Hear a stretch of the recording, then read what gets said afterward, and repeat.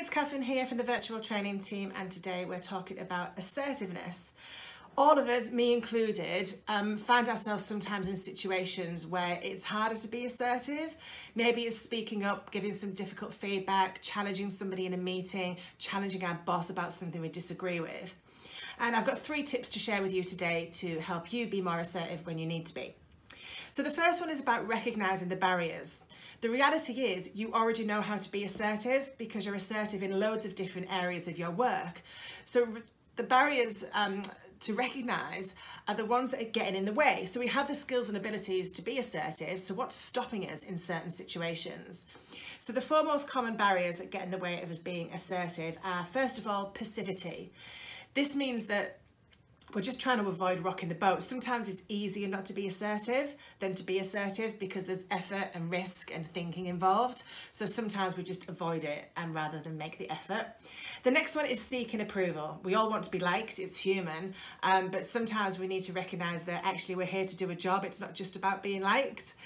And the next one is demand for perfection. So this is putting pressure on ourselves to really do a great job and be perfect in the way that we assert ourselves in what we say.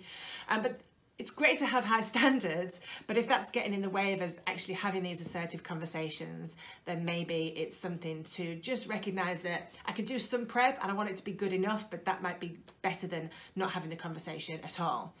And then the final one is catastrophic fantasies. So that's worrying about worst case scenario of what might go wrong and letting that get in the way. You know, again, it's good to think about what could happen as a result of asserting ourselves and preparing for that, but worst case scenarios are just going to put too much pressure on us if we're focusing on that. So that's the first tip, is recognise what's getting in the way so we can rationalise that.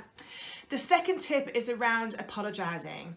Don't over apologise or apologise for what you don't need to apologise for. So for example, when we're late into a meeting, saying things like, I'm so sorry, I'm so sorry, I'm so sorry I'm late, rather than just thank you for your patience in my delay. Or when we're delegating, I'm really sorry, but would you mind?